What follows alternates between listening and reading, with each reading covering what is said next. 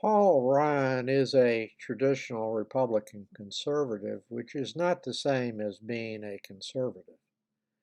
He was the Republican candidate for vice president in the 2012 election as the running mate for Senator Mitt Romney from Utah, who has now voted twice to convict Trump of impeachment charges. Ryan was nominated and elected by the House Republicans to be Speaker of the House, serving in that capacity starting in October 2015 through January 3, 2019. I'm going to summarize one of his Republican mainstream proposals that he tried to pass when he was a congressman later in this video. Paul Ryan has publicly stated that he will not vote for Trump and will instead write in the name of what he considers to be a conservative Republican. Trump's vitriolic response to that kind of statement coming from a Republican politician was easily predictable. One purpose of Trump's frequently vicious and unfounded character attacks on Republicans who have reservations about his fitness for office is to keep almost all Republican politicians in line and fearful of a similar attack on them, so that they will remain subservient, completely so, to his will, lavish in their praise of him, and unwilling to make even the mildest factual criticism of Donald Trump, similar to what happens in Russia and North Korea. Another purpose is to cause his followers to dismiss criticisms of Trump made by any Republican that they supported in the past in an election. Earlier this month, Paul Ryan was doing an interview on Fox and stated that Trump was unfit for office. He did not mean mentally unfit, which, in my opinion, is clearly the case. Ryan defined unfitness as Trump putting himself above the Constitution, referring in part to what happened in Trump's involvement on the January 6th attack on the U.S. Capitol, and to Trump's character, which I would describe as loathsome. Ryan did not use that word. Ryan did make this statement about Trump's character when speaking at the Millikan Institute earlier this month. Quote, "Character is too important to me, and it's a job that requires the kind of character that he just doesn't have," end of quote. And he was referring to Trump there, of course. For those who are not suffering from Trump derangement syndrome, a mental virus created by Trump for his followers, Trump's lack of character is easily observable and is confirmed on a daily basis. Those suffering from Trump derangement syndrome can be easily identified by the non-sufferers as anyone who believes Trump is honest, is a good role model for their children, believes that Trump actually cares about them, and or has done nothing to warrant any of the criminal charges against him. Anyone saying that he's honest or cares about them or has done nothing wrong or suffering from TDS.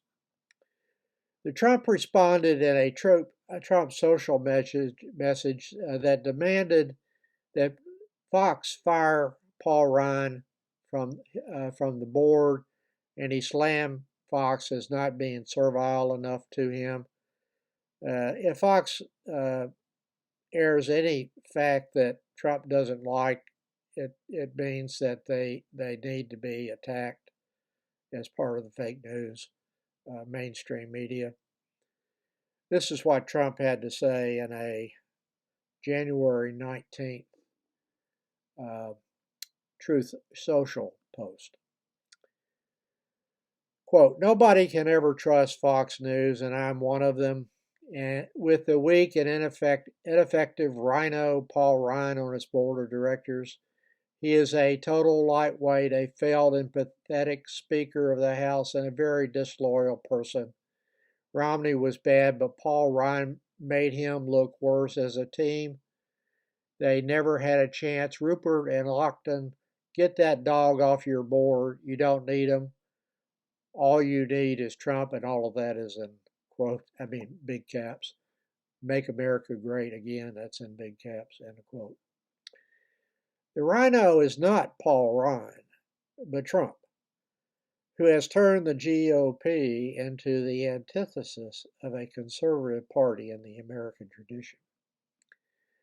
Paul Ryan has made proposals during his career as politician that had widespread support among Republicans then and now. Many of them could not be described as being consistent with compassionate conservatism. The one that seared in my brain was his plan to reduce taxes on the rich using the trickle-down economic theory that all would benefit from that, and then to privatize Social Security and Medicare in order to save the government money in creating what he called a path to prosperity. Ryan proposed turning Medicare into a voucher for beneficiaries to buy private medical insurance. The voucher system that he proposed would have applied to those who were then under 55, which was either in 2011 or 2012. If the Republican privatization plan for Medicare had become law, everyone who was then less than 55 would be ineligible now for traditional Medicare and would have to be using the government's voucher to buy private insurance. That proposal passed in the House with almost every Republican voting in favor, and no Democrats, of course. The vote by Republicans in favor of privatizing Medicare was done notwithstanding the Congressional Budget Office, the nonpartisan number cruncher for both political parties, estimating that those paying for private insurance would be paying about twice as much in premiums each year, at least on the first year, compared to those who were allowed by the Republicans to stay on traditional Medicare. That would just be in year one, after they turned to be eligible for benefits. The discrepancy would increase in the out years. The entire purpose of the GOP's plan, privatization, was to shift the increases in medical costs from the government to senior citizens. I referred to that earlier proposal that passed the Republican House as an effort to bankrupt most senior citizens in their golden years in order to pay for tax cuts for the mega-rich private donors and corporations. I was in favor, maybe, of the plan, provided it was applied only to those citizens who had registered as Republicans in 2010 or earlier and had not changed their party affiliation. Everybody else would be unaffected by the Republican privatization of Medicare. Throwing retired citizens under the bus as roadkill is not a conservative position.